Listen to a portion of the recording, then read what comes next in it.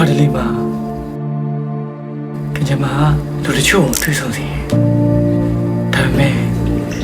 အမြဲတမ်းတော်ရတူတူရှိနေဘူးတော့မဟုတ်ဘူးအဲ့ဒါများဘာလို့ပူဆုံတွေ့ခွင့်ပေးခဲ့သေးရလဲချေကိုလုံးဝနားမလည်နိုင်ဘူး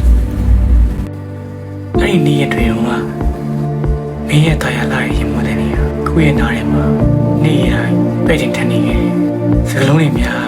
ကိုလုံးမပြောပြပေမဲ့တယောက်ကိုတယောက်နားလည်နိုင်နေကြတယ်ဒါပေမဲ့ချင်းတစ်ခုမှတော့ဘာလန်ကီမှာဆန္ဒရဲ့အိမ်မက်တွေကိုတကောက်ကောက်လိုက်ရင်တဖြည်းဖြည်းနဲ့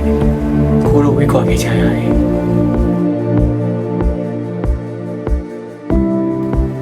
ခုတော့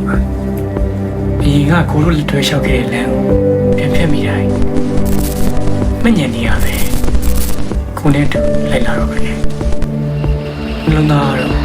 ဟိုတိတ်တခုမှတည်ဆုံးခဲ့ပြီလေတချို့လူတွေကမပြောသွားနိုင်လို့မဟုတ်ပါဘူးဘယ်တော့မှမပြောလို့မရရင်ဒီတိတ်ဒီစိတ်ကိုဖြေဖြောဖို့ကြိုးစားရင်ရှင်လျက်နဲ့လုံသားတင်နေရတဲ့သူတွေပါဒီနေ့ဘယ်နေရာမှာပဲကိုယ်ပြန်တွေ့